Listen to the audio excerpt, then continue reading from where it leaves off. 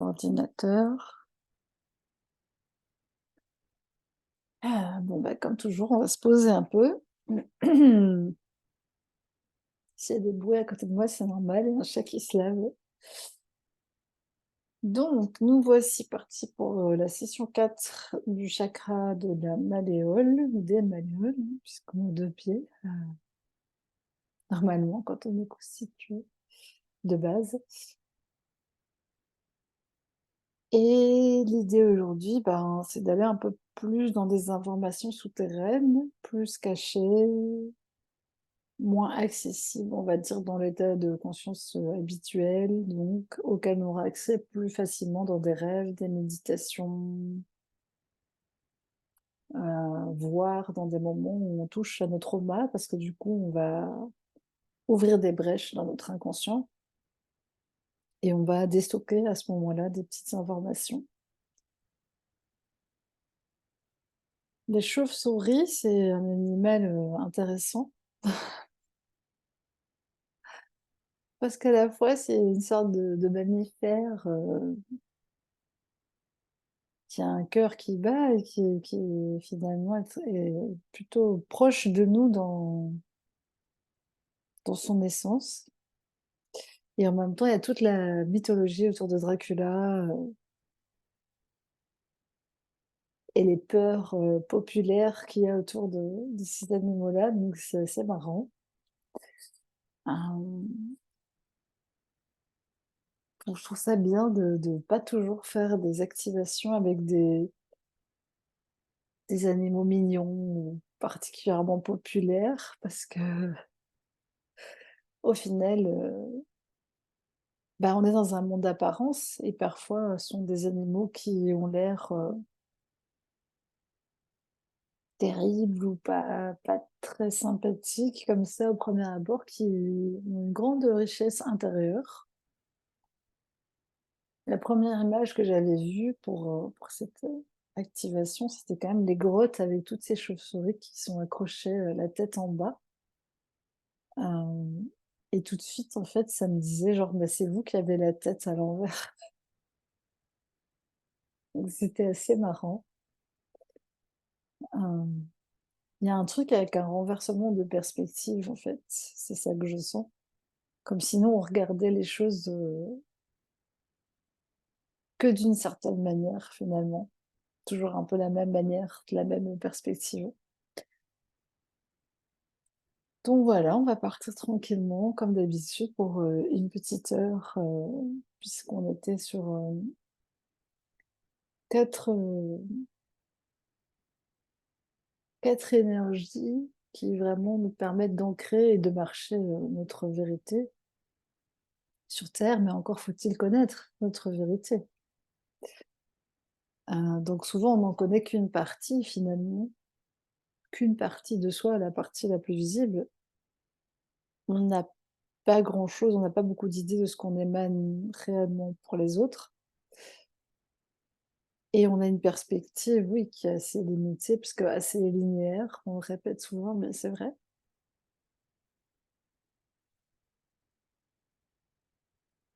Je vois que vraiment il y a quelque chose par rapport au mystère du vivant dans son ensemble, finalement, dont nous, on se sent souvent, séparés comme si on était des petites créatures, limite, je vois que pour certains humains, il y a que les humains qui viennent de la source ou qui sont des créatures divines et pas le reste, quoi. Donc on se sent toujours un peu à part, comme si on était plus forcément plus évolué parce qu'on a donc ce langage qui est articulé. Mais il y a beaucoup d'animaux qui ont, des cris et des chants et des sons très, très développés, peut-être plus développés que notre langage est plus efficace. Donc c'est vraiment une question de perspective. Bah, marcher sa vérité sur terre, ça a tout l'air d'avoir, un lien avec, bah, à la fois accepter, l'immensité de du paysage, notre incompréhension de certains phénomènes, observer d'autres espèces, puisqu'on a la chance d'avoir de nombreuses espèces sous les yeux, quand on sait un petit peu, s'arrêter et regarder, autour de soi. Et je parle bien des espèces animales, hein, et végétales, parce que pour certaines personnes, il y a une confusion. Hem, donc la chauve-souris, ouais, je sens que c'est pas forcément évident d'aller dans les abysses ou d'aller dans ces énergies-là, ça me picote un peu ici, devant, dans le cœur, ou un peu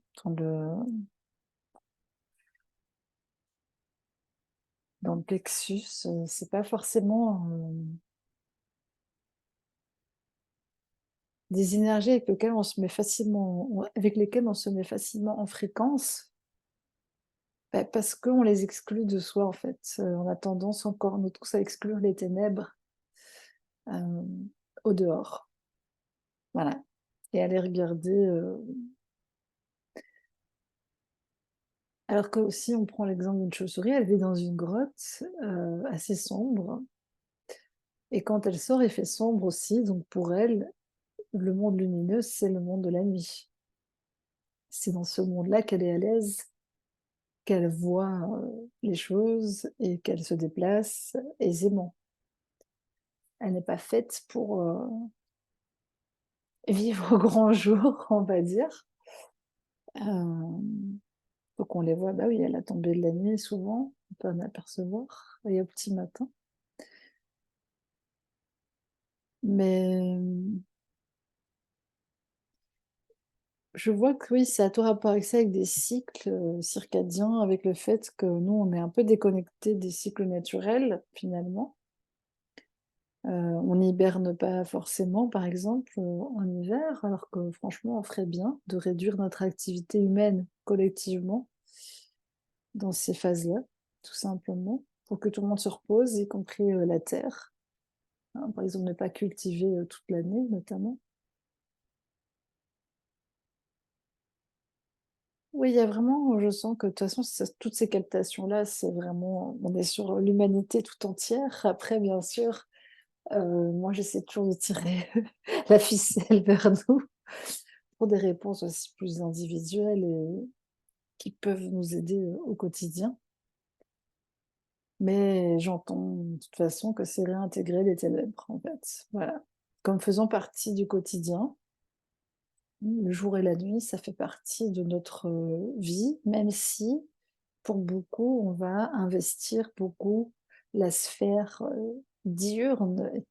Alors, on dit, certains qui ont une vie, plus agitée la nuit, que c'est des oiseaux de nuit, ou des noctambules, mais par affinité, l'être humain, effectivement, il va plus, se concentrer sur la phase active de sa journée, celle donc où il est, selon sa perception, aux commandes, et assez peu sur la phase des rêves, de l'endormissement, qui pourtant a beaucoup d'importance. D'ailleurs, on voit que les personnes qui sont, ben, justement sujets au manque de sommeil, deviennent fous. Donc ça fait partie de notre vie, finalement. C'est un espace aussi assez sacré et à protéger, cet espace, de repos, de fermeture. On le voit comme si on ferme les volets d'une boutique, voilà, on ferme nos yeux et finalement on va à l'intérieur. Bien sûr, on n'est pas dans une méditation consciente dont on se souvient. On a souvent des bribes de rêves ou des rêves conscients, comme, les personnes comme moi qui ont quelque part créé des ponts entre leur conscient et leur inconscient. Ils peuvent voyager entre les dimensions. On fait ce qu'on appelle des rêves lucides, donc on rêve dans le rêve et on agit dans le rêve. On est capable de se souvenir, très précisément de nos rêves et aussi de savoir qu'on est dans un rêve quand on est en train de le faire. Mais c'est une capacité qui est amenée à se développer peut-être pour d'autres et qui peut être intéressante, parce qu'évidemment ça nous permet d'amener du conscient dans le monde du rêve et de créer du lien finalement et de ramener des informations à la surface pour nous et pour d'autres,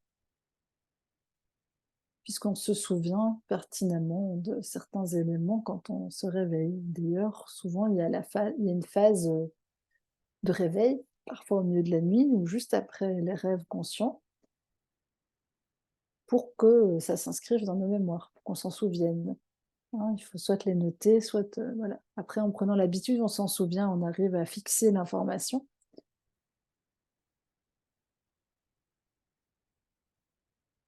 Je vois qu'il y a une grande importance aussi à la rêverie éveillée, comme si on avait tendance à séquencer, une vie très rationnelle en journée et cetera, où il faut être, mentalement, concentré, être sur un certain plan et la rêverie.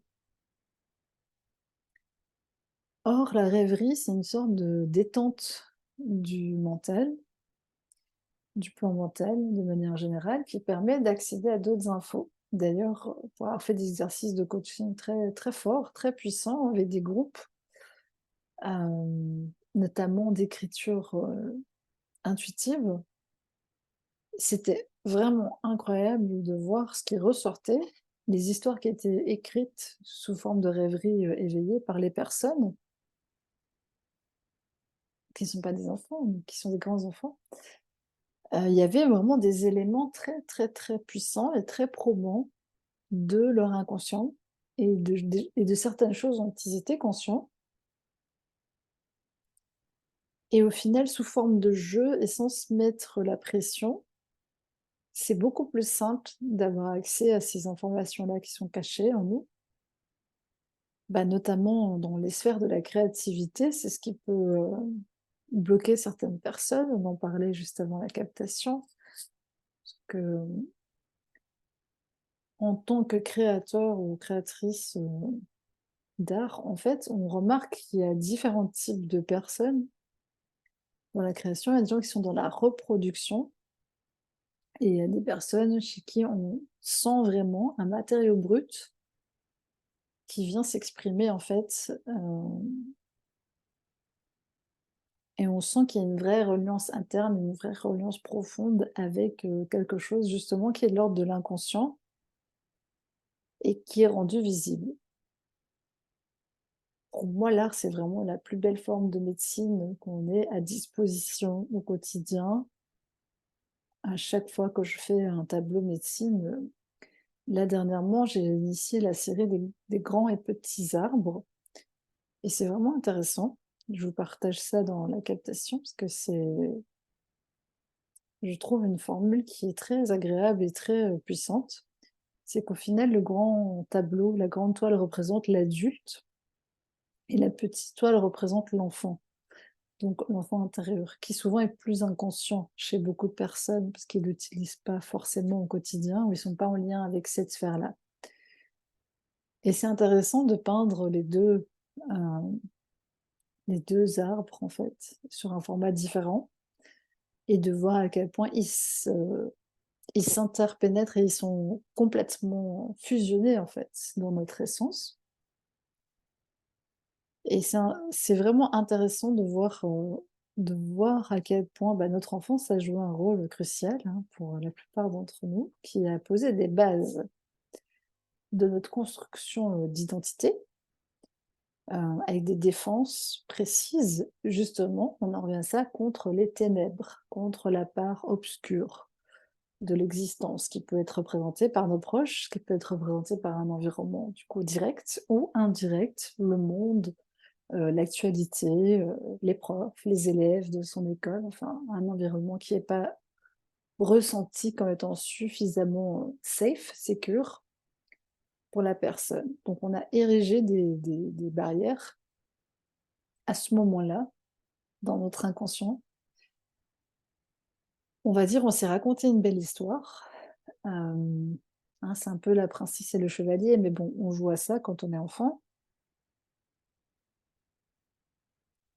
et il y a une part de nous, on en revient à ça parce qu'il y a il y avait cette phrase qui a été pressentie, il y a une part de nous qui s'est réfugiée dans sa grotte. Voilà, donc c'est une part enfantine de nous qui se cache pour de bonnes raisons, au fin fond d'une grotte, parce que, bah, justement, l'obscurité, c'est aussi se cacher, se rendre invisible, donc inatteignable, intouchable, injoignable, appelons ça comme on veut, mais en tout cas protégé, en sécurité. Et donc je vois un petit enfant qui est assis, en dessous des chauves-souris et qui est très à l'aise dans son monde, en fait, très à l'aise dans ce monde, nocturne et dans sa grotte, puisque, il n'a absolument pas peur des chauves-souris. Il a compris que c'était juste un animal de nuit, comme lui, un peu. Et donc, il raconte ses rêves, ça fait un peu Le Petit Prince, c'est ce que je vois, mais c'est ça que je vois, un petit enfant qui est dans sa caverne et qui parle aux chauves-souris, qui parle aux vers luisants, qui est très à l'aise avec le monde de la nuit. Hem, Parce que ce monde-là, cette nuit-là, ne lui fait pas peur. Il a plus peur, à la limite, de ce qu'il voit dans la journée. Et donc, il y a une part de nous, enfants, qui se réfugie. On le voit, il y a des contes pour enfants, des dessins animés, des rêves. Donc, cette part-là de l'enfant surinvestit le rêve, le fantasme, la créativité. Donc, c'est pour ça que on est des adultes, du coup, qui sont assez créatifs. Et on a un matériau, une connexion sur, ouais, vraiment sur les entrailles de la terre et mais c'est une grotte aussi où on est réfugié. Et c'est vrai que moi, je peux le voir et je peux l'observer chez d'autres personnes. Parfois, l'art, c'est un pansement aussi. Ça peut être un pansement, ça peut être une médecine, mais ça peut être un pansement aussi. On peut créer et faire des choses, pour atténuer aussi, les ressentis et pour, exorciser, certaines énergies. Ça marche, je pense, jusqu'à un certain point, mais il est clair qu'il faut aussi s'accompagner à d'autres niveaux. Donc la démarche artistique, elle mérite d'être holistique, en fait, d'être englobée dans un soin à la personne qui inclut le corps physique, le corps mental, les blessures de l'âme, enfin voilà, toute une série de choses. Mais il est clair que c'est un vecteur très puissant qui peut nous aider à prendre conscience, en fait, de beaucoup de choses. Je l'ai déjà dit, mais souvent quand je vois certaines œuvres et quand je vois comme c'est moche, je me dis: «Mon Dieu, que cette personne est torturée, de l'intérieur», et finalement ça l'aide de dessiner, de sortir ses ombres, en fait. C'est comme si la personne projetait ses ombres sur grand écran, alors qu'il y en a d'autres qui sont plus, dans une, mièlerie, hein, comme j'aime bien dire, qui donc dessinent que des choses très roses, très douces, très porteuses. Parce que finalement, pour eux, il est plus intéressant de nier les ombres ou en tout cas de les redessiner en couleur, de projeter de la lumière dessus, on va dire, pour les faire disparaître quelque part du champ de conscience. Il y a rien de mal à aucune des pratiques, hein, en fait, chacun choisit son camp et ce qu'il fait de sa grotte, on va dire. Qu'est-ce qu'il fait de ces eaux souterraines? Où est-ce qu'il va puiser,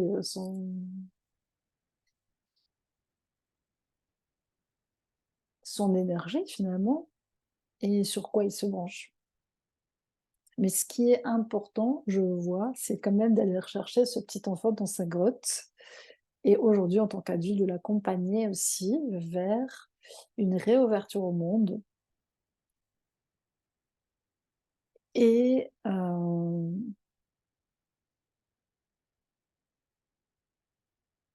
finalement maintenant qu'il a conscientisé, l'aspect vampirisation, parce que ça tourne beaucoup autour de ça, cette symbolique avec les chauves-souris aussi, mais un enfant qui est très créatif, qui est très ouvert, qui est très connecté, qui est très et il y en aura de plus en plus puisque les vagues d'enfants indigos, ils vont se succéder. Hem, Forcément, il se fait aspirer quelque part, de tous côtés. Il n'a pas des outils très avérés dans ce monde à la base, surtout pour notre génération, et un peu plus jeune que nous. Hem, c'est vraiment important, du coup, de réaccompagner cette part, d'enfance, l'enfance qui a été traumatisée, hein, cette part d'enfant-là, hem et de lui donner, voix au chapitre, en fait, de lui donner, toute la place aussi à certains moments, vraiment, de l'asseoir à la table. L'enfant qui a pu être vu comme boudeur par ses parents ou par, ses profs, il y a souvent une raison, hein, pour laquelle l'enfant est fermé ou est réactif. Donc, il faut aussi revoir, les présupposés de l'éducation, hein, à tout point de vue, et c'est petit à petit je vois un petit écolier avec son cartable, hein, donc c'est vraiment assez jeune. C'est des périodes qui ont marqué l'inconscient. Pourquoi c'est important? Parce que le développement de l'enfant intérieur, il fait pleinement partie de l'adulte, en fait. Donc, j'ai vraiment cette image de l'enfant et de l'adulte main dans la main, et c'est important de comprendre que souvent, en fait, on on confond 2 niveaux. C'est-à-dire qu'on a vécu des choses dans notre enfance qu'aujourd'hui, en tant qu'adulte, on est capable de relativiser, sur lesquelles on va faire un travail, et cetera. Mais le travail, en fait, souvent, il s'est fait sur l'adulte ou sur l'adolescent, mais pas sur l'enfant. C'est-à-dire que la part enfant, elle est restée un peu cachée dans la grotte. Donc il faut aller rechercher cette part-là aujourd'hui, ouvrir un dialogue, et c'est là qu'il faut recréer un espace avec, un petit peu, je vois les cauchemars et les terreurs d'enfants, les angoisses, primitives, hein, d'un être humain qui vient d'arriver sur une terre un peu bizarre, qui regarde des personnes qui sont censées l'encadrer, mais qui ont l'air tout aussi perdues et qui écoutent des professeurs sans trop comprendre où ils veulent en venir. Enfin, voilà, on a tous, à chacun à sa manière, ressenti un décalage à certains moments. Certains l'ont très, très vite atténué pour rentrer dans le rang, rentrer dans les cases, se faire bien voir, être le bon élève, la bonne élève, ou être, aimé de ses parents ou autre. Mais il n'empêche qu'il y a une petite blessure là, avec la chauve-souris, qui a l'air intéressante à aller,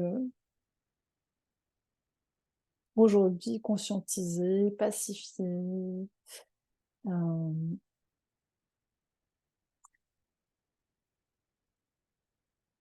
s il y a je vois vraiment ce mouvement de toute façon, on ne pouvait pas commencer autrement. Il fallait commencer par d'abord rendre notre adulte stable, mieux équipé, plus en paix, pour qu'il puisse aller rechercher cette part de notre enfance dans laquelle, se sont cristallisées, bah, oui, des peurs, des choses qui parfois étaient des ombres, hein. Clairement, il y avait rien, mais quand tu as pas d'explication et que quelque chose se bloque et il y a ça part dans l'inconscient, en fait, très rapidement. C'est refoulé, c'est oublié, c'est voilà, c'est mis de côté. Donc voilà, on est dans un temps où il faut être un peu courageux par moment et accueillir des ressentis dans son corps, et donc ça veut pas forcément dire des images ou des choses précises, mais c'est plus vraiment des ressentis d'inconfort, de crispation, de malaise, et cetera, qui n'ont pas été forcément bien vécus et accueillis à cette époque-là. Donc ça fait, tout à fait partie de la grotte personnelle de chacun. Alors dans la grotte, il y a aussi des trésors qui sont cachés, donc je vois des diamants, donc là ça devient intéressant puisqu'on a tous envie d'être des Rockefeller, prochainement. Hem, pour changer le destin du monde, hein, bien entendu. Hem Donc là, c'est ça qui est intéressant, c'est que c'est aussi le diamant brut, parce que cet enfant qui s'est un peu crispé, au final, c'était un diamant brut qui a juste été un peu mal accueilli sur terre, on va dire ça comme ça pour résumer. Il y a personne à blâmer par rapport à ça. On est sur des évolutions planétaires, si on regarde à une échelle, macroscopique, l'intelligence globale, elle ne cesse de voilà, ça ne se voit pas, je sais. Moi aussi, je trouve pas, mais bon, l'intelligence globale semble quand même, évoluer pour les humains et donc on a plus d'outils aujourd'hui pour, voilà, on a plus d'outils de conscience et on a plus de conscience, mine de rien. Donc c'est vraiment pas un travail de réparation par rapport à des personnes extérieures, c'est vraiment un travail très personnel de grotte souterraine pour aller rechercher des petites parts de soi qui peut-être se sentent encore oubliées, hem, terrorisées ou crispées et voilà, ça peut concerner, vraiment pas mal de personnes en fait. C'est un travail qui est un peu fastidieux par moments, mais encore une fois, c'est, ouvrir, voilà, ouvrir l'espace, accueillir et tout mettre en fréquence. Parce que si on est parti du présupposé, on est d'accord qu'il y a pas de temps, l'enfant est toujours présent. Voilà. Donc c'est quand même intéressant d'aller dans cette part-là aujourd'hui, rechercher, les informations manquantes peut-être à certains pour leur évolution, pour leur adaptation, comprendre pourquoi ils sont peut-être, trop adaptés à certains points de vue, hein, suradaptés à quelque chose qui ne leur correspond pas forcément. Hem, Pourquoi ils sont, peut-être, fermés au monde ou ils se sont réfugiés, une partie d'eux s'est réfugiée dans le monde des rêves, on va dire et c'est ce que je peux des fois reprocher, mais c'est pas un reproche, c'est juste un encouragement déguisé de ma part, à certains dans la spiritualité il y a beaucoup de belles paroles, mais il y a pas tellement de mise en action, concrète, pas tellement d'incarnation concrète de ça. Pour moi, il y a quand même beaucoup de blessures que je vois à l'œuvre dans le féminin, une construction de féminin qui est quand même à l'ancienne pour moi aujourd'hui. Vu de d'où je regarde, dans tous les cas, c'est un féminin qui se construit encore par rapport au masculin. Donc on n'est pas sorti de l'auberge, malheureusement, pour certaines. Et une vraie recherche d'identité intérieure, elle se fait par rapport à soi, en fait, en dehors de tout présupposé,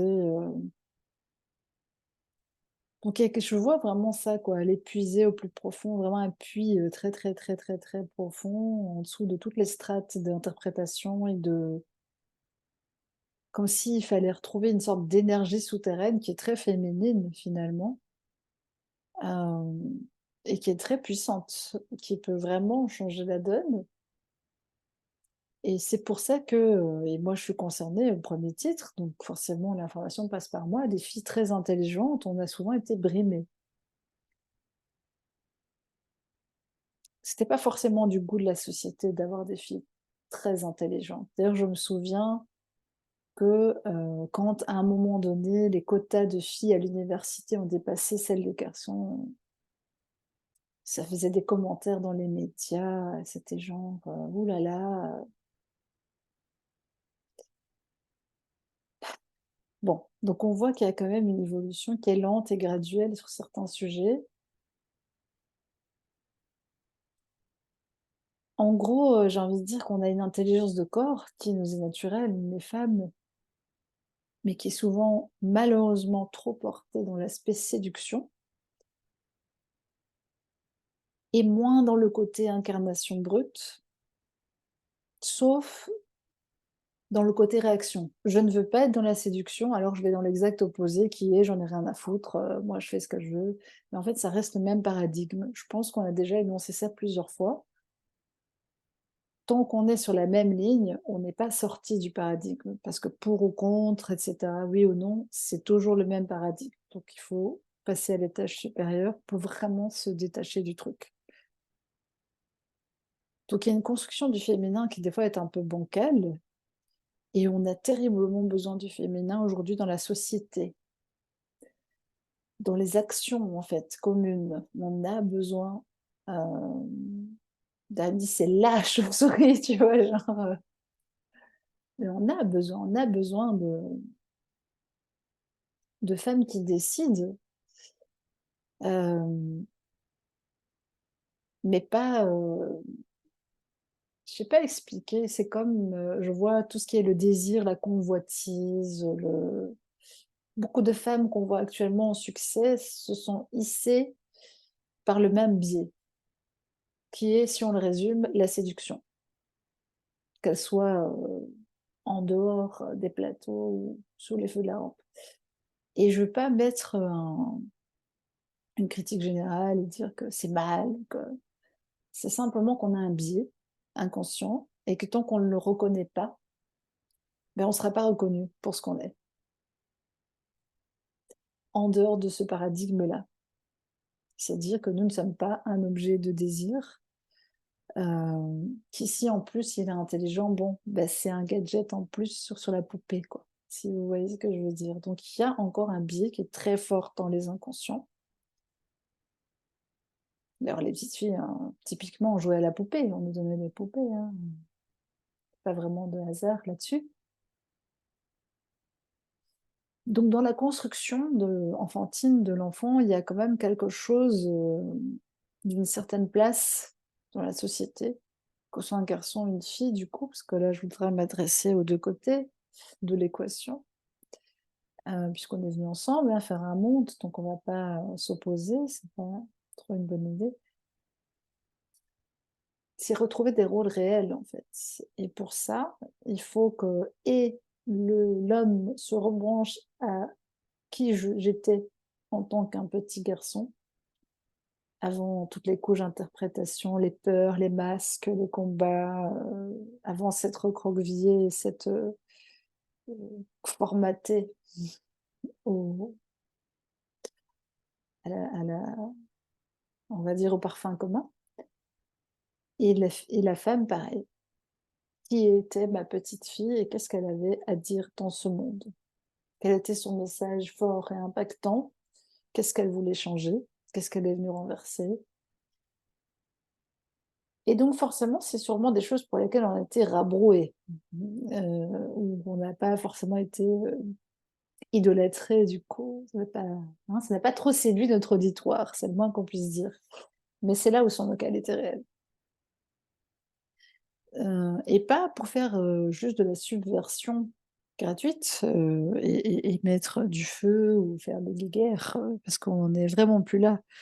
Mais c'est simplement que pour changer de paradigme, il faut vraiment déjà changer de paradigme intérieur. Parce que malheureusement, on a des choses très, très prégnantes dans nos inconscients qui nous repoussent à faire juste à peu près la même chose, mais avec une forme un tout petit peu différente. Et nous, on est persuadés d'avoir réinventé l'eau chaude, mais en fait, pas du tout. Donc c'est très, très lent de détricoter vraiment le fil.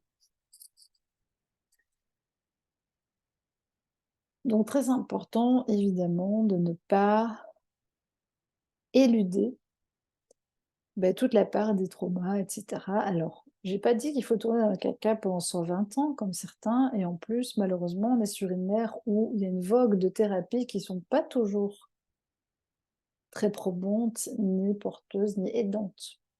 Hein, il y a quand même aussi un commerce qui est fait, des blessures et des traumas d'enfance des gens.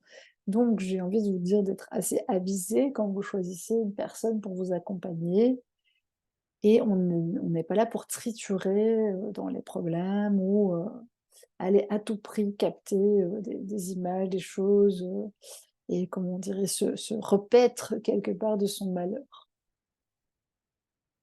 on est beaucoup plus dans une acceptation de son histoire et hem, d'avoir, je sais que c'est difficile de le dire comme ça, mais un regard un peu neutre et objectif sur ce qui nous est arrivé. Parce qu'aujourd'hui, finalement, il faut faire une balance de tous ces éléments et comprendre en quoi ça peut encore nous impacter. Parce que c'est terminé, cette expérience-là, elle n'existe plus.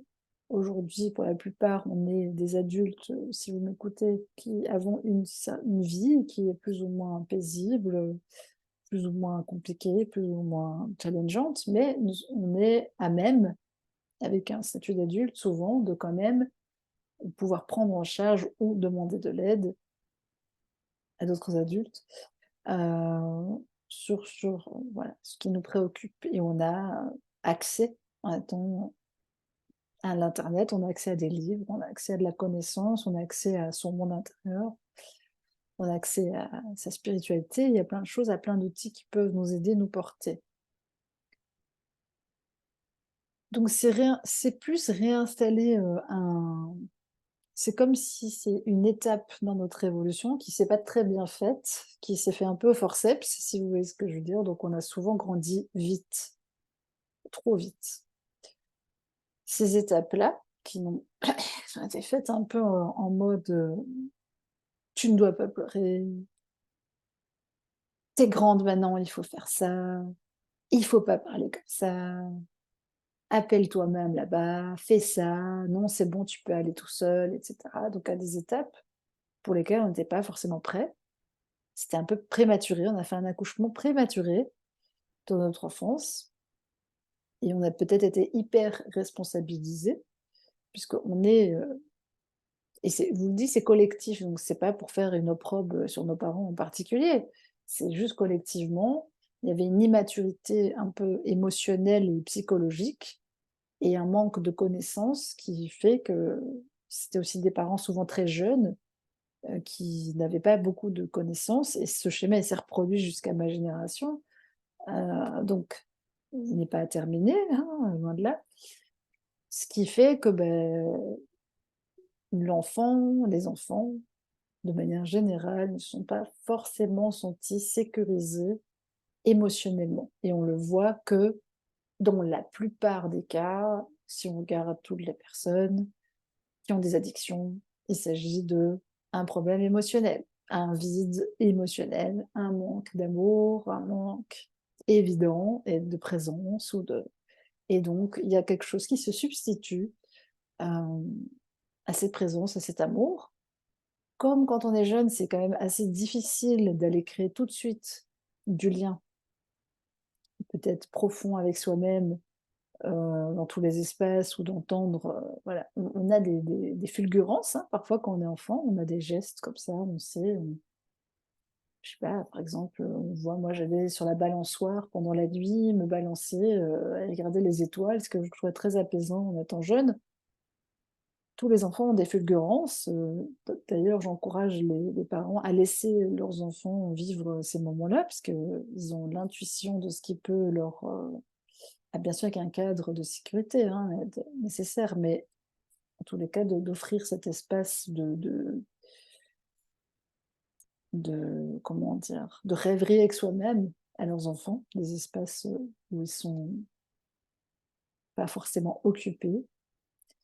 Ce qui devient difficile maintenant avec, les téléphones, ordinateurs et consorts, mais voilà, si c'est possible, si vous sentez l'élan, sachez que ce sera pour, plutôt pour leur bien, des temps passés à crayonner, à peindre, à voilà. Parce que tout ça, ça nourrit en fait vraiment du dedans l'enfant, son imagination et aussi son intelligence. Voilà, donc vous n'allez pas être content, mais je suis en train de vous dire qu'on est quand même en train de préparer une génération qui serait pas forcément, brillante intellectuellement si on continue à lui mâcher toutes les informations, c'est important de s'ouvrir à ses propres espaces intérieurs Et s'il y a totalement tout le temps des informations qui sont contreplaquées, comme il y a des gens qui cherchent pas des réponses en eux-mêmes, ils vont dans différents stages, différents ateliers, différentes formations, à la pêche aux informations, mais ils oublient que de toute manière, c'est à l'intérieur d'eux qu'il faut ouvrir la clé.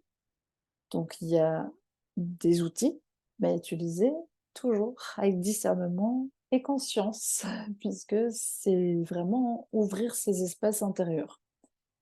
Et pour certains, ça peut se faire par un voyage, par des vacances, par, l'art, par, une conversation, enfin, peu importe. Par du temps passé avec des animaux,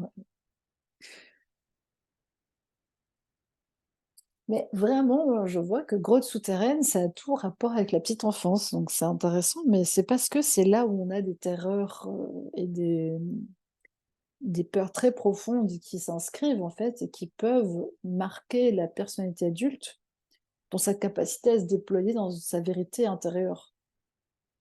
Hem, il y a beaucoup de biais quand même, comme j'ai dit, c'est vrai qu'il y a beaucoup de copies, quoi, voilà.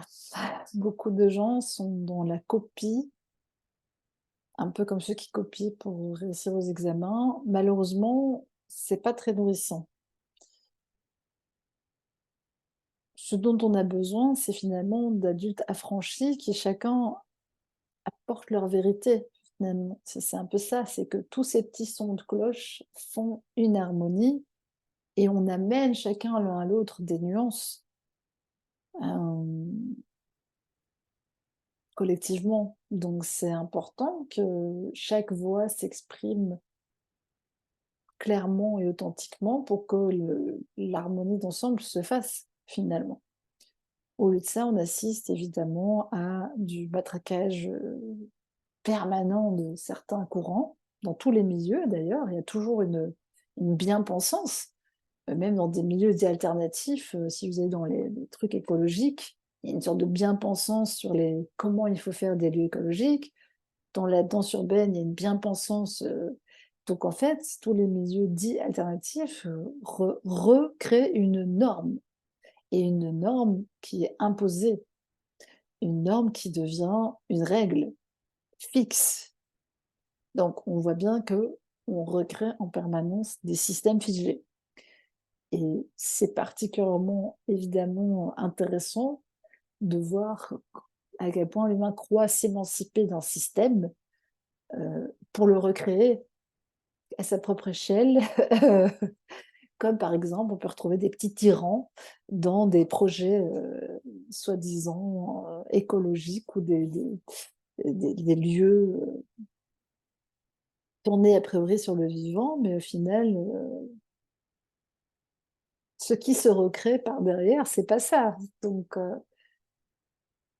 on a vraiment une tendance à sous-estimer le pouvoir de l'inconscient collectif. Voilà, c'est vraiment là-dedans qu'on est, avec cette captation. Qui va nous aider, hein, je l'espère quand même. La chauve-souris nous transmet des ultrasons là, elle nous fait sa magie, hein, comme d'habitude, que j'ai déjà reçu en partie en peignant, la toile, mais il y a aussi, voilà, oui, cette idée que la chauve-souris, elle est petite, elle se faufile comme ça, et elle a un vol qui paraît, on dirait qu'elle est folle ou qu'elle est saoule ou que je ne sais pas trop où elle va aller. Pourtant, elle sait très bien où elle va, elle se dirige vraiment très précisément. Donc il n'y a pas à chercher une cohérence en soi, même sur son message de surface, en se disant: «Il faut que je sois compréhensible pour la norme, pour l'ensemble, pour un ensemble de personnes». Parce que nous-mêmes, on est un kaléidoscope qui a des nuances.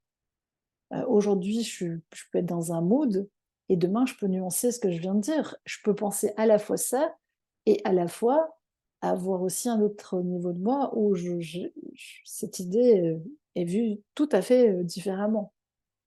Donc il y a rien qui est figé.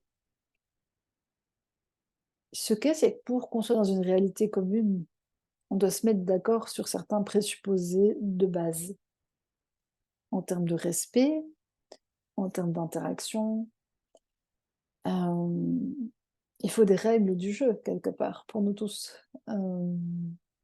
Et pour moi, plus on se branche dans la simplicité et quelque chose d'assez enfantin, comme un jeu, hein, je sais pas, un jeu de société, tu sais, tu as un petit livret, il y a pas bah, des fois déjà c'était casse-tête, tu disais: «Mais qui a inventé ce jeu? Déjà il faut 3 heures pour lire le manuel». Donc ne faisons pas comme ces personnes-là. Il faut quelques règles, donc c'est un peu ça que je vois, c'est dans une maison, dans une famille, ça sert à rien de faire une liste des corvées ou de faire des choses, de manière un peu comme une entreprise. Ce qui est intéressant, c'est d'avoir des règles communautaires, simples, claires et aussi que chacun ait une part d'autonomie, puisque là, on n'est plus des enfants, sauf quand on a des enfants à domicile, mais c'est très bien de les autonomiser progressivement du coup, hein, pas trop vite quand même. Hem, il y a un développement qui doit se faire aussi, qui doit être sécurisant, hem et encourager les étapes, dans lesquelles, l'enfant s'autonomise. Et il y a pas de règles. Les enfants qui parlent très vite, d'autres moins. Il y en a qui marchent très vite, d'autres moins, et cetera, et cetera. Donc à tous les stades de développement, heu, c'est plus un dialogue et une rencontre et une observation de l'enfant plus qu'un livre, où il y aurait toutes les recettes «Comment éduquer mon enfant» et je pense que tous les parents savent qu'il y a pas une règle qui s'appliquerait et qui serait facile à appliquer dans tous les cas et qui marcherait à tous les coups. Ce serait bien, mais non, on est sur de la matière humaine.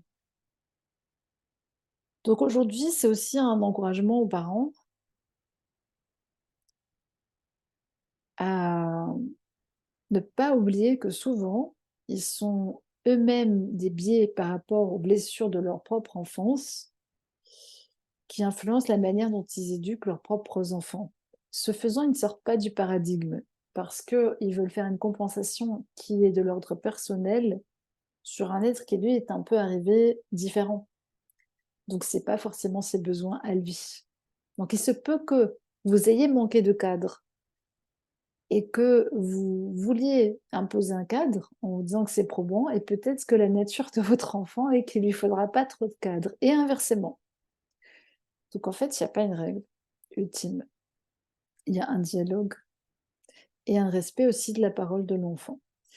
C'est vrai que nous, on a grandi à une époque où on n'avait pas grand-chose à dire, hein, on pouvait bien se taire et notre la parole d'un enfant n'était pas du tout, valorisée comme celle d'un adulte. Il y avait la place de l'adulte et les enfants, bah, voilà, c'est des enfants, tu as un peu rien à dire, tu fais ce qu'on te dit, je sais que je grossis le trait pour certains, mais pour certains, c'était même pire que ça, donc j'essaie de me mettre à peu près au milieu de l'équation et c'est un peu comme ça. Il n'y avait pas une vision que l'enfant soit, un être autonome quelque part et capable de discernement et de savoir ce qui est bon pour lui ou pas, hem, donc voilà et je suis pas en train de parler de ces parents qui sont là: «Et qu'est-ce que tu veux manger mon petit chéri? Tu veux des carottes? Oh non, tu pas les carottes?» Je veux dire, faut pas tomber dans des excès, non plus. Dans l'autre sens, par réaction, hein, je ne veux pas être le parent sévère, donc je vais être le parent qui est bon, il faut trouver une juste mesure et si vous n'avez pas d'enfant, ce jeu-là, il se passe avec vous-même. C'est-à-dire que vous vous parentez vous-même au jour le jour parce qu'il y a votre version parent intérieure qui vous dit: «Ça serait bien que tu fasses ça, tiens, il faudrait, faire telle corvée telle chose», donc on a un parent intériorisé qui nous parle. Heu, d'ailleurs, c'est un jeu qu'on fait en coaching, hein, avec certaines personnes, ce sont des postures qu'on peut avoir. Donc c'est intéressant vraiment d'aller re-questionner, nos comportements et s'ils sont vraiment issus de notre tendre enfance quelque part, est-ce qu'ils n'ont pas été biaisés, quelque part à la racine? Donc vraiment, je vous invite dans cette captation à vous reconnecter au tout petit enfant que vous étiez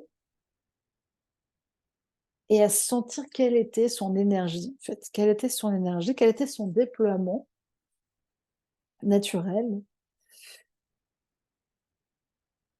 et à réintégrer ça finalement aujourd'hui avec la chauve-souris. puisqu'elle nous ramène le petit enfant qui était caché, dans la grotte et qui finalement, bah, comme je dis, se plaît dans le noir. Il se plaît dans sa cachette, puisque sa cachette, elle est sécurisée. C'est pour ça que, c'est une des stratégies, hein, la fuite, le repli et honnêtement, des fois, c'est une stratégie tout à fait valable et qui peut vous sauver la vie. Donc moi, je suis pas du tout de ceux qui disent: «Ouh là là, il faut à tout prix sortir de la stratégie», beh non, en fait, on a aussi des choses qui nous préservent en nous et qu'on doit honorer. C'est des gardiens de nous-mêmes, c'est des très belles parts de nous, en fait, qui sont tellement pures, tellement belles, tellement, authentiques que oui, on met des gardiens devant, ben, pour s'assurer qu'elles soient préservées. Donc vraiment, ça part de l'amour. Toujours, ça part de l'amour et ça part d'un instinct et un élan en nous de bons parents. Donc c'est ça qu'il faut comprendre. Et honnêtement, on est dans un moment, si on veut faire un monde ensemble et marcher des vérités, communes sur terre, parce que c'est quand même le but à un moment donné, et être des tribus libres d'esprit, joyeuses, avoir des lieux de vie, des lieux communs et des lieux de travail, bah, qui correspondent mieux à ce qu'aujourd'hui les êtres humains, espèrent et ont envie de vivre au quotidien, ben, on doit commencer à se parenter nous-mêmes de manière, adulte, raisonnable et en sortant des biais, comme j'ai dit, bah, qu'on a hérités, hein, tous, hein. De toute façon, après, nos parents, ça s'est transmis de leurs parents et cetera et cetera. Donc c'est une longue chaîne, on va dire, dans laquelle tout le monde est coupable et personne n'est coupable parce que c'est vraiment aussi collectif, une trame collective dans laquelle on a été englobés et notamment, moi, au niveau du féminin, j'ai quand même décelé énormément de choses dans la société qui étaient pas très nettes et qui étaient tolérées jusqu'à un certain point et d'ailleurs, quand je revois des films et quand je vois certains films, on voit des patrons prendre leurs secrétaires par la taille ou des gens qui travaillent pour eux et être très tactile avec eux, bah, je pense qu'aujourd'hui, ça, c'est plus accepté par une majorité de femmes de ma génération, et encore moins par des jeunes femmes ou alors, comme j'ai dit, ça tombe sur le biais d'utiliser, cette part-là, ce qui n'est pas forcément très intéressant ni valorisant au final. Donc il y avait des choses qui étaient tolérées dans le comportement homme-femme, notamment, qui n'avaient pas sa place au travail, ou des remarques. Moi, je me souviens de certaines réactions que j'ai pu avoir et je pense que plein d'autres, femmes ont dû, faire face à ce genre de remarques déplacées au boulot et voilà, il y a quelque chose dans le rapport homme-femme qui doit aussi s'harmoniser à ce niveau-là pour qu'on puisse travailler ensemble dans des milieux professionnels. Donc ça se joue à tous les niveaux, dans la sphère personnelle, mais ça va se rejouer forcément dans la sphère professionnelle, puisque c'est des êtres humains qui sont en interaction et du coup avec des présupposés sur l'autre et des manières de traiter un autre être humain qui sont pas forcément, du coup, sur la bonne norme, sur une bonne norme globale commune. Évidemment, ça fait plaisir de voir que les choses ont évolué, mais je pense qu'il faut vraiment continuer. Et effectivement, je trouve qu'on nous a implanté une vision du travail et du pouvoir et de la réussite qui est très négative et très toxique et que c'est difficile de se détacher de ces modèles-là à 100. Et surtout, c'est difficile, parce qu'on a tellement été éduqués là-dedans, en fait et on reste intérieurement, comme j'ai dit, des petits enfants qui veulent bien faire et être aimés. Tant que ça, c'est pas OK, en fait, c'est que nous, on va pas rechercher, cet enfant et lui dire qu'on l'aime comme il est et qu'il n'a rien à prouver à personne, et qu'il a juste le droit d'exister, tout ira bien. Mais c'est un long travail aussi avec soi, de réintégrer cette part-là. Voilà pourquoi j'en reviens à mon histoire qu'en ce moment, vraiment ce qui vient pour moi dans mes créations, c'est soigner l'adulte et l'enfant. Soigner la part adulte et la part enfantine, la part consciente et la part inconsciente. Et donc voilà, ça c'est une série de tableaux. Donc d'ailleurs, si des personnes sont intéressées, pour l'instant c'est les arbres, parce que je trouve que ça ancre énormément dans la matière et c'est vraiment intéressant. Mais ça pourrait être un autre motif si, quelqu'un a une demande particulière qu'il aimerait me soumettre. Ce serait avec plaisir aussi.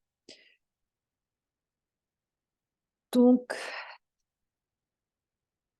on est vraiment sur cette fin d'année. En plus, on est au mois de décembre aujourd'hui, premier jour du dernier mois de l'année, le petit enfant Jésus et cetera et cetera. Donc on est un peu dans le thème quand même. Mais c'est vraiment, en fait, un changement de société, hem et j'ai envie de dire que beaucoup de gens sont de grands enfants. Parce qu'en fait, ils vivent sur leurs blessures enfantines et ils sont toujours aujourd'hui dans leur vie d'adulte en train d'essayer de compenser ces manques, heu, subjectifs, hein, mais voilà, ou parfois réels, hein, mais en tous les cas, ils vivent leur vie d'adulte et construisent leur vie d'adulte en essayant de réparer la blessure, ultime, la blessure de leur enfance et ça a fait les choux gras de la psychiatrie, de la psychanalyse et cetera, de plein de livres de psycho, de cette idée de l'enfant intérieur et cetera, qui est devenue beaucoup plus populaire ces dernières années. Mais réellement, moi, je pense que tous ensemble, on doit se sortir d'une posture qui était peut-être beaucoup trop, justement, adolescente. L'adolescent qui se rebelle sur, l'éducation qu'il a eue ou sur la société ou sur, et devenir des adultes conscients. Et là, je parle de tout le monde, n'importe quel âge, que vous soyez parents ou pas, que vous soyez grands-parents, que vous ayez mon âge ou que vous soyez plus jeune ou moins jeune. Ce qu'on nous demande, moi je pense, c'est des adultes. Et des adultes, c'est pas quelqu'un qui rigole plus, qui fait pas qui a pas sa part justement joyeuse, créative, spontanée. C'est parce que nous, on nous a éduqués en faisant croire que ça, c'est faire l'enfant, ça, c'est faire le clown, ça, c'est faire l'idiot, ça, c'est être immature, ça, c'est être irresponsable, ça, c'est être donc on nous a tellement brimés dans cette part-là, de la fantaisie, du mais tout ce qui est dans les grottes souterraines aussi, les cauchemars et cetera. Bah, d'ailleurs, vous voyez qu'il y a des dessins animés, des films qui sont faits là-dessus, qui sont d'une imagination, magique. On nous a coupé quelque part de certaines racines. Donc l'enfant, il est à l'intérieur de nous aujourd'hui en tant qu'adulte et on ne peut pas vivre sans lui. Par contre, on ne peut pas lui donner la place. C'est-à-dire que c'est pas l'enfant qui doit guider notre vie, c'est l'adulte. Et en fait, je vois cette image du corps de l'adulte avec l'enfant qui est à l'intérieur. Finalement, ils sont fusionnés aujourd'hui. Et ce qui est intéressant, c'est que c'est comme si l'enfant était une sorte de noyau et qui infusait à l'adulte, justement, cette vitalité, cette, imagination fertile, aussi un peu le sens de l'aventure, de la découverte, dont on a vraiment, vraiment besoin en ce moment. Mais pour que cette jonction, elle puisse se faire, il ne faut pas être coupé de son enfant intérieur. Et si vos blessures d'enfance ou vos peurs par rapport à tout ça sont trop grandes, cet enfant, il est soit vous l'avez jeté là quelque part, sur un tas de non, mon enfance et vous avez tout jeté. Pas juste le trauma, mais tout. Votre inventaire, vous l'avez foutu à la DAS. Donc il faut le récupérer. Soit, il a une muselière pour certains, donc chut, tais-toi, donc comme, ce que vous avez vécu avant, hein. Hem, soit je t'écoute, mais bon, pas trop, un peu. Et c'est parce qu'en fait, vraiment, il y a une confusion entre, la posture adulte et la posture enfant et en quoi ces 2 espaces en nous sont totalement nécessaires, en fait.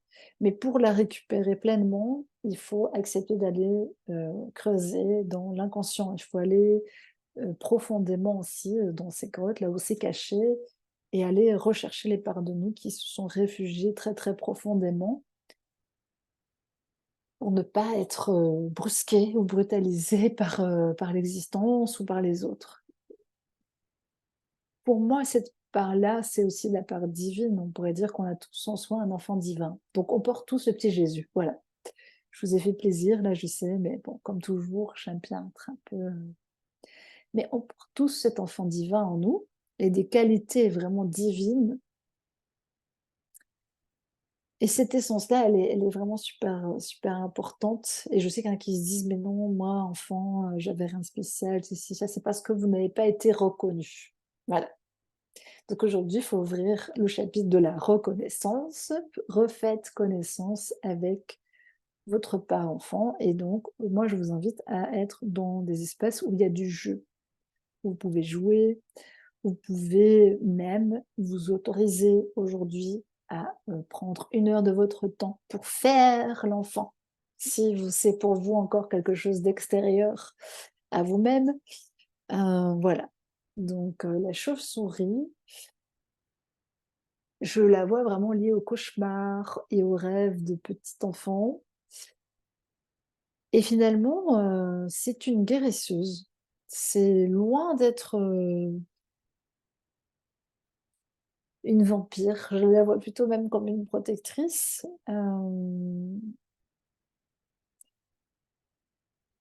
mais simplement, voilà, il y a un moment donné où parfois on appuie des traits négatifs en nous ou, comment dire? Rageux ou collectifs ou sexualisés ou autres, parce que c'est une défense, en fait. C'est notre enfant qu'on défend et ça, c'est quelque chose qui est très, très difficile à conscientiser, vraiment. C'est un peu comme si on séparait 2 personnalités, donc ça fait une dissociation, hein, dans la personne et qu'on projetait une image très forte qui maintient à distance l'agresseur potentiel, qui peut être tout et n'importe quoi, hein, quelque chose qui vient nous agresser. Comme on a tous vécu des au moins des micro-agressions, voilà, même si c'est pas physique, que ce soit verbal ou autre, on n'est pas né dans un monde qui était, sécure et accueillant pour les enfants, il faut quand même le rappeler. Heu, Collectivement, il y a une responsabilité, c'est pas la peine de voilà, on doit pas se mais et je dis, on a grandi, mais là aujourd'hui, des fois je me dis: «Les pauvres enfants qui sont là maintenant, je ça va aller, mais ils sont bien équipés, ils sont bien outillés, j'espère et puis les parents sont en train de s'éveiller, n'est-ce pas, n'est-ce pas?» hem, donc voilà et collectivement on avance vraiment. Mais donc attention à ne pas se couper, hem, en 2. La part, où on s'autorise à jouer, à ci, à ça et le reste de ma vie. C'est un peu comme ça que je le perçois, beaucoup de personnes, je vois, elles sont l'enfant est recroquevillé, les bras comme ça autour des genoux et l'adulte est devant en train de va faire tout un cinéma et cette part-là, ben, il y a personne qui s'en occupe, en fait. Il y a personne qui l'incarne non plus. Donc c'est incarner toutes ces parts, y compris la part infantile et enfantine, mais comme un adulte, ça veut dire, intégrer, de manière vraiment intégrée. Donc voilà et du coup, ben, ça a l'air d'être aussi un élan dans cette capsule pour vous proposer aux personnes qui ont peut-être plus de difficultés à réintégrer cette part, de faire appel à moi pour un et des fois j'ai encore de la difficulté à articuler ces choses-là, mais pour faire de la publicité, mais vraiment, si vous sentez que c'est votre sujet ou que c'est votre sujet du moment, une peinture avec, le grand arbre et le petit arbre qui viennent, s'enraciner, l'un avec l'autre et travailler ensemble, ça peut vous aider à réharmoniser, ces plans-là. Donc voilà, c'est un des outils que moi je peux vous proposer, que certains appelleraient, de la magie, de la psychomagie, de l'énergétique, du travail vraiment dans les trames subtiles pour ceux qui me suivent depuis longtemps, en accord avec votre lumière intérieure qui me communique souvent les bonnes petites informations pour aller, voilà, clarifier des choses pour vous. Donc c'est plus vraiment une mise en relation, une mise en fréquence de tous nos plans. Et celui-là, bah, c'est un petit orphelin, quoi. Tout le monde a un petit orphelin, hein, et c'est peut-être pas toute votre enfance, mais c'est peut-être une part de votre personnalité, de votre enfance ou une période très spécifique que vous dont vous voulez pas entendre parler.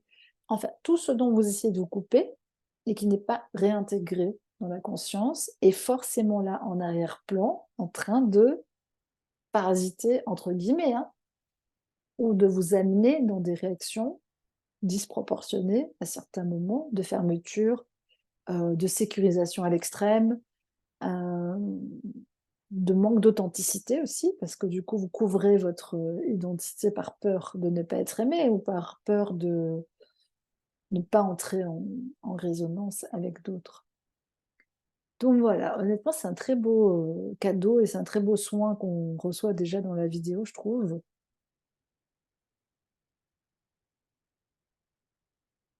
Et on est vraiment sur, voilà, une notion assez intemporelle, donc à tout moment ça peut se faire, même si aujourd'hui vous avez dépassé 80 ans, vous avez cet enfant intérieur à l'intérieur de vous qui peut, faire des siennes, appeler au secours, demander, à être entendu aujourd'hui, être écouté, être compris, être aimé, être bercé, et cetera. Donc ça vaut la peine vraiment de faire ça parce que sinon, comme j'ai dit, en fait, s'infuse en beaucoup d'adultes une part très infantile, mais qui du coup est immature, et qui peut être dangereuse du coup pour vos choix de vie ou, votre voilà, votre expansion dans la matière, parce que vous restez à un stade de développement qui n'est pas juste pour vous aujourd'hui. Donc voilà. J'espère que c'était clair. C'est un sujet qui peut être complexe et voilà et nécessiter des séances. Donc bien sûr, vous êtes les bienvenus en session personnelle d'exploration si vous voulez aller plus loin sur ces sujets-là. Hem et en même temps, ben, voilà, je vois comme si, le les toutes les chauves-souris étaient venues et avec leurs pattes, elles avaient pris le petit enfant, et lui avaient dit: «Allez, lève-toi, il faut que tu sortes de ta grotte». Donc on est vraiment dans ce moment-là de réunion. Et je vous dis, on va vers Noël avec le petit Jésus. Je sais que certains vont faire: «Mais elle est malade, là», mais il y a ça. Il y a derrière tout le folklore ou tout ce que vous pouvez voir de mauvais ou de bon, selon votre perception, il y a ça vraiment, cette, renaissance et cette naissance d'un nouvel enfant intérieur qui est mieux intégré, qui fait partie de vous comme une couche importante de votre personnalité, pas prégnante mais importante, dans lesquels il y a des fondements de joie, d'authenticité, de curiosité, hem, même de votre personnalité, en graines. Donc voilà et le côté jeu. Donc privilégier une approche plutôt ludique que lourde, c'est vraiment ce qu'on m'envoie. On n'est pas sur un truc de la thérapeutique lourde avec, on va discuter, voir vraiment les ombres et des trucs, c'est pas ça en fait. Je sens que l'appel, c'est une respiration, sors tranquillement, va à la lumière avec cet enfant, amène-le se balader si tu t'es pas assez baladé quand tu étais enfant, amène-le jouer si tu as pas eu l'occasion de jouer suffisamment, amène-le s'instruire parce que pour certains, il y a pas eu assez de fondements d'intelligence et de structure éducative, donc faites-le. Il y a aucune honte à réapprendre 40, 50, 60, on s'en fout. À n'importe quel âge, prenez des bouquins, on apprend, ça va nourrir votre enfant, même si vous devez acheter des livres pour enfants, faites-le, faites-le, osez, franchissez ce pas si vous avez besoin de revoir ça. Si vous sentez que, je sais pas, vous avez envie de lire des contes pour enfants ou d'en écrire, ou que vous avez envie, pourquoi pas même de vous acheter une peluche, si c'est quelque chose qui vous a manqué, bah, pour un temps. J'ai pas dit de mettre 20 peluches sur le lit, mais si pour un temps vous avez besoin de ça et que ça vous fait du bien de vous autoriser ce petit côté, faites-le. Voilà. C'est des petits gestes symboliques que vous faites pour pacifier cette relation avec votre enfant et ne pas le rejeter. Ne pas lui dire: «Non, c'est pas bien, il faut pas être un bébé, il faut pas, parce que vous refaites ce que vous avez reçu. Donc pour beaucoup, c'est ce biais-là. Il y en a d'autres, mais dans la captation, j'essaie d'aller sur un thème qui est général pour une majorité de personnes dans les mémoires du collectif. Pour terminer, on nous incite, bah, à jouer, encore une fois. Ils me montrent: «Oui, j'ai fait un jeu concours pour mes toiles», voilà. C'est tout ça, ça nous ça nous stimule, en fait. On a besoin de jouer, d'apprendre en jouant aussi, de partager, collectivement, en fait, on a vraiment besoin de ça. Et aussi de petites communautés d'apprentissage qui soient pas comme les classes, justement, les salles de classe qu'on avait avant avec un professeur, bon, qui soit était passionnant, soit était barbant, mais on va dire que c'était pas beaucoup participatif et aujourd'hui, on nous invite vraiment à être dans des communautés de partage, je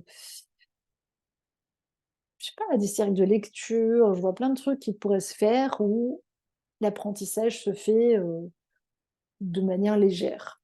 Voilà, de manière plus légère, avec moins de rigidité, on va dire. Mais du coup, c'est super important d'aller constater et authentifier les manques que vous avez eus dans cette construction de base,